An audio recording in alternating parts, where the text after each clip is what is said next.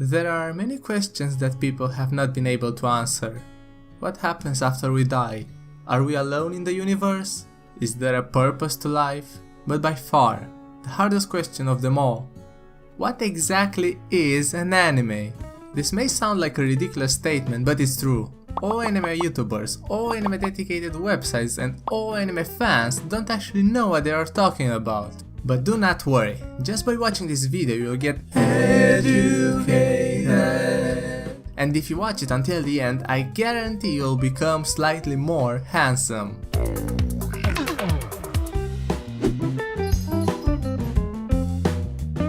To understand the situation, we must first look at Japan. Here, anime is the abbreviated pronunciation of the word animation, and the term literally describes all animation. To a Japanese person, Naruto is an anime, Scooby-Doo is an anime, and any other animated video is an anime. So far so good, but the problems come from how the rest of the world adopted the word and the meanings they gave it, or in this case tried to give it. Let's take English as an example, but honestly, this probably applies to every language that adopted the word. In English, we already had a couple of words that describe the same thing as anime in Japanese, namely animation and cartoon. So when we took this word, we didn't adopt its meaning as well, but instead anime became the definition of a subcategory of animation. That in itself wouldn't necessarily be a problem, but it became one the moment we didn't clearly specify the limits of what this word actually covers. You see, there is no checklist of things you need to have to be an anime, or any way of drawing the line between anime and cartoons. Most people would agree that Sword Art Online is an anime, and Dexter's Laboratory is not, but I find the reasoning to use to do this to be shallow almost every time. Let's take a look at the most common definitions for anime. Anime is a style. Using this definition, it's pretty easy to make a list of elements specific to anime, such as characters with big, detailed eyes and pointy chins, character archetypes like tsunderes and yanderes, specific motifs like the power of friendship in shonen shows, and the list goes on, you get the idea. The problem with this point of view is that it has virtually nothing to do with the country of origin, Japan. This approach opens up the possibility of anime produced in countries other than Japan, which is something that a big part of the community is reluctant to accept. American shows like The Legend of Korra or Ruby, and even fan-produced animation like Chronexia and the 8 Seals are by this definition anime, as they have much more elements in common with Japanese animation rather than Western animation. Not to mention that a very big part of their audience is made of traditional anime fans. To be honest with you guys, I personally wouldn't have any problems with this definition if it only meant that countries other than Japan can produce anime too. But there are two very big flaws if we consider anime to be a style. First, we must accept the reverse as well.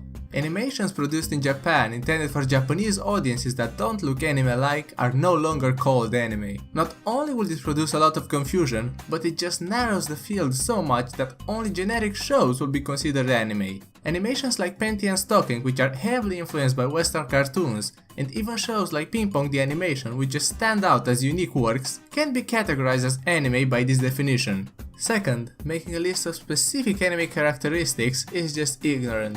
Just because anime looks a certain way and tackles certain types of stories right now doesn't mean it will always be this way. By the Japanese definition, there are no boundaries for what themes anime can have or how the character should look like. It just has to be an animation. That's it. Saying that all anime must have a series of specific elements that are popular right now is like saying that only plays within the style of Shakespeare can be considered literary works because he's the most popular. It is just a wrong and misinformed way of seeing things, and this is the main flaw of this definition. The second definition for anime that we're going to look at is all animation made in Japan is anime, all animation made outside of Japan is not. I believe this definition is much simpler and overall better than the first one. It doesn't create confusion, it doesn't need any form of additional information, and for the most part it's accurate. For the most part. Even a definition as simple as this one has a massive problem that can't go unnoticed, and it comes in One Piece.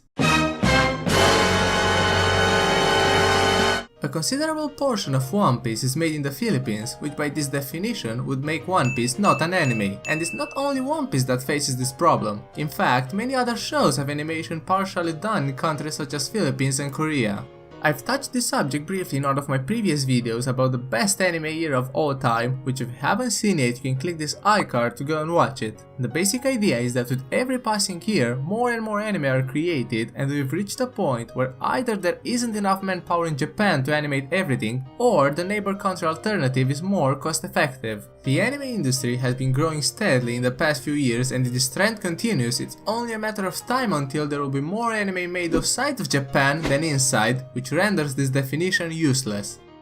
Another definition that I've heard is, if the creator is Japanese, then the show is an anime, regardless of where it is animated. But then again, there are TV series like Oban Star Racers, which have a foreign creator, in this case a Frenchman, but have been animated by a studio in Japan, with a Japanese cast and shown on Japanese television, you know, like any normal anime. As you can see, the anime question is much more difficult to answer than it would seem at first, and at this point you may be wondering, does it even matter? Do we actually need to define what anime is? I personally believe that there is importance in being able to clearly put in words what your fandom is, and right now we don't really have a way of doing that. We've already seen Western companies trying to replicate the anime style in commercials or trailers for their video game targeting its growing audience, and if anime continues to get more and more popular, you can bet that a businessman will invest in a Western anime studio.